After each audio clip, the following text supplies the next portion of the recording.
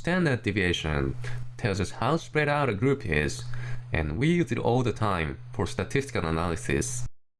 It's the square root of the sum of the squared differences divided by the number of elements, or the number of elements minus 1 if you are estimating the population deviation by samples. But anyway, this squaring and square rooting seem like such weirdly random and complicated things to do. Why is this the standard? Let's say we want to measure the spread of these 4 points. The points can be close together or farther apart. We can measure the mean and each point's distance from the mean. Now, if you know nothing about standard deviation, how would you quantify the deviation? I would just take the average of these distances. Straightforward, right? On average, each point is 2.5 away from the mean. It's easy to understand. The expected value of the absolute difference from the mean. This concept has a name, Mean Absolute Deviation, or MAD for short. MAD is straightforward, but for some reason it is not used very often. What's often done is to take the distances and square each of them before averaging. The expected value of the squared distance. This concept is what we call variance.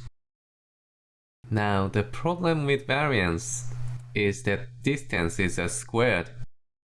Distance squared is the area, and that's not what we wanted to measure. To turn it back to the distance, we take the square root of the variance. The square root of the variance is what we now call standard deviation. What is this value, 3.12 though?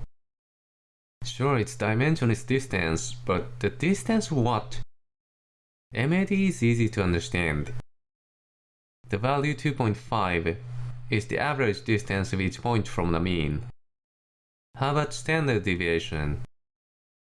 Somewhere 3.12 away from the mean. Does this range mean anything? Well, not really.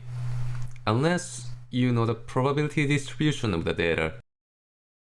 If we are talking about the normal distribution, we can use math to calculate how likely it is for a point to appear in a certain range. The curve is the probability density function, so the area under the curve represents probability. Even if you don't know calculus or have a computer, we can still use tables to calculate the probability. If we specify how many standard deviations away from the mean, we get the cumulative probability of that point. For example, plus or minus 1 standard deviation from the mean covers approximately 68% of the total area under the curve. Plus or minus 2 standard deviations cover 95%, and 3 standard deviations cover 99.7%, and so on. It is very convenient, but is this something only the standard deviation can do? These functions have sigma in them, standard deviation. Does this mean the standard deviation is a mathematically integrated part of the normal distribution? No, not necessarily. These expressions are just written for standard deviation. It's a matter of how you choose these multipliers. We can algebraically calculate MAD of the normal distribution, and the relationship between MAD and sigma turns out to be linear. It's only multiplied by a constant. It means we can replace sigma with MAD just by changing the multipliers. These two forms of probability functions don't have much of a difference. If we use the symbol sigma for the mean absolute deviation instead of the standard deviation, the expressions are almost identical, simpler even. So then, why do we use standard deviation? Isn't MAD better? That is a century-old debate. In the early 20th century, Arthur Eddington, an astronomer who is known for observing the gravitational lens effect Einstein predicted, said that MAD works better with empirical data. On the other hand, Ronald Fisher, a geneticist who worked on Mendelian genetics, said that standard deviation is more efficient under ideal circumstances. Squares might be easier to handle in algebra, but there's a thing about squaring numbers. The square root of averaged squares is always greater than the averaged absolute values, and that difference gets bigger for greater deviations.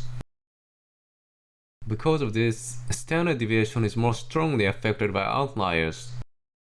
That's why some people say MAD is more robust when dealing with real data. Then again, standard deviations works just fine if we remove the outliers from the data. But experimental data often come with strange values, and it's a subjective judgment to consider them outliers. Whether it's okay to remove these values is a controversy by itself. This debate has many other points, including those I'm not aware of or don't understand, but standard deviation doesn't seem to be so obviously better than the mean absolute deviation. The reason why standard deviation is standard seems to be a historical choice, like many other things. Metric versus imperial unit system, AC versus DC, and decimal versus duodecimal time system. Sometimes that choice makes no sense, but it becomes a tradition. Many theories and computer programs are already built around standard deviation. That doesn't mean the matter is settled though. Some people are still trying to change things. Standard deviation and this squaring and square rooting might be the standard for now, but who knows how it might change. Tradition can be a shaky thing. Thank you for watching. If you're interested in the source, there's a link in the description.